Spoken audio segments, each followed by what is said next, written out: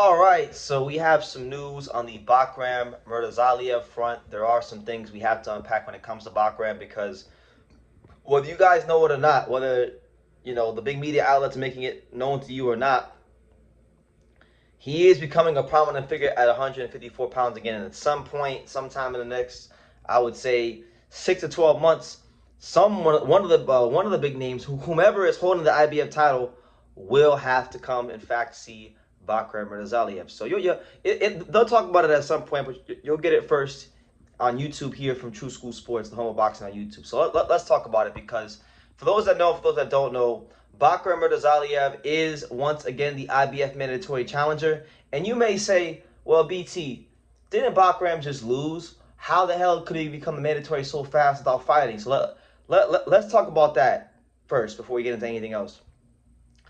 Bakhram Murtazaliev became the IBF mandatory once again, because if you guys remember, Kalmi Agjarko and Brandon Adams were supposed to fight in an IBF eliminator fight. They wound up not fighting in the eliminator fight because Brandon Adams fell ill. Now, as many of us know, Agjarko went on to fight Josh Kelly. He lost that fight. So then the IBF had a purse bid in May, right? The purse bid was around $361,000, with the winner being Kathy Duva at main events. They decided, or Brandon Adams and his team decided that, for whatever the case may be, and it's their prerogative, they decided to not take the fight and not fight Bakhram Murtazaliev. So therefore, the IBF went ahead and designated Bakhram Murtazaliev the mandatory challenger, and that's how it got to this point, because the whole eliminator situation it's been dragging along for a while. First, it was supposed to be Agjarko and Adams, and that didn't work out.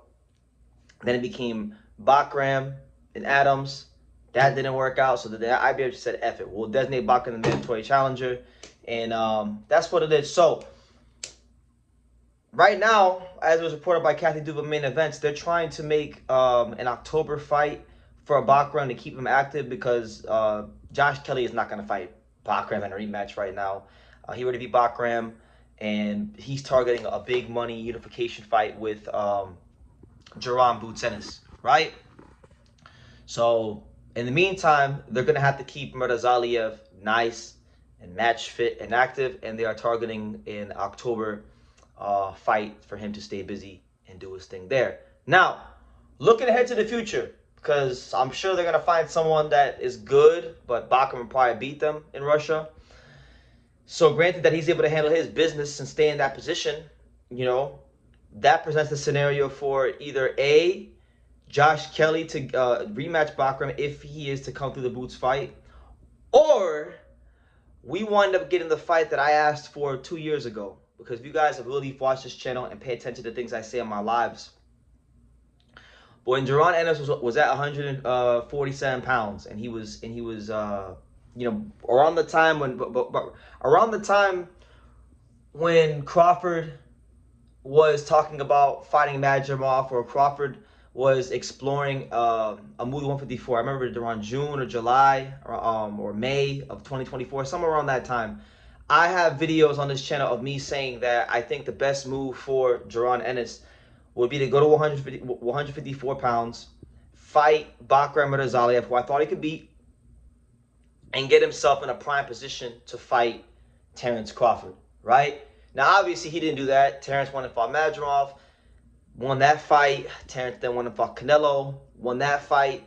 And then Terrence went ahead and retired from boxing, and I put the quotation marks retired, because the guy's already back in the gym in camp with Lester Martinez, and he's probably, I think if Boots say, if Jaron Ennis just talked crazy about Crawford one time, he's coming out of retirement, and he's going to Colorado Springs, and he's going to go ahead and try to fight Boots. But I'm bringing it up to say that, yeah, we might still get the fight I originally asked for 2 years ago.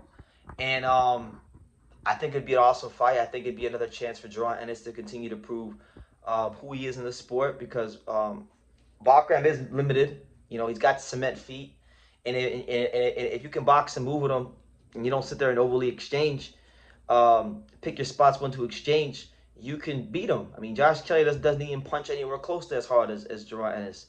Um, but his speed and his footwork and his angles and his offensive creativity, that was not to beat Bakram. So, yeah, Bakram is going to be involved in a big fight, guys, in the next 6 to 12 months. And it will be with Josh Kelly or Jerron Ennis.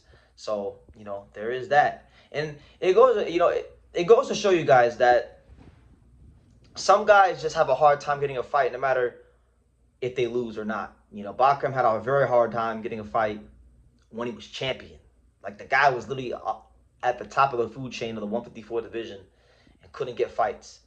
Now, obviously, I do acknowledge that Bakram doesn't have a big promoter with Kathy Duva and main events. They aren't what they used to be in terms of where they stand in the pecking order of the boxing promotional companies. They don't have the money of other promoters. So that does play a big role. However, if a guy is truly easy to beat, and he is an easy fighter to defeat, you could offer shit money, and fighters will take it. Fighters will take it because it's still a win against a ranked guy that can get them, their careers moving in the right direction. So the fact that people still don't do that after him not having a belt, and even with the belt, it goes to show you that belt or no belt, Bakhram Murtazaliev still is one of the more threatening guys in this weight class. And I'm disappointed in my boy Brandon Adams, man.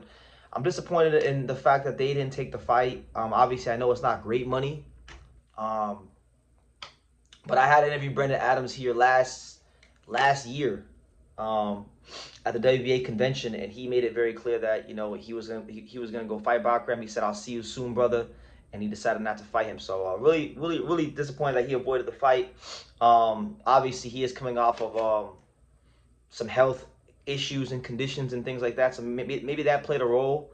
And if that is the case, if Brandon Adams is coming off of health conditions, he may just have to go explore and move up to 160 pounds, because you can't be weight drained fighting the Murtazalievs of the world. That's dangerous. You're playing with your life. So yeah. Anyway, those are my thoughts, guys. Bakram Murtazaliev is a mandatory challenger in the IBF. Brandon Adams turned it down recently, and Bakram is going to be returning in October, presumably in Russia, to stay busy, and he is in that prime position to fight Josh Kelly, and or if they do unify and he does win, Jerron Boots Ennis. So watch this space. We'll be keeping our eyes on this whole developing story here on True School Sports. Leave your comments down below. Make sure you guys take the time to subscribe, and I will go ahead and I'll see y'all in the next video.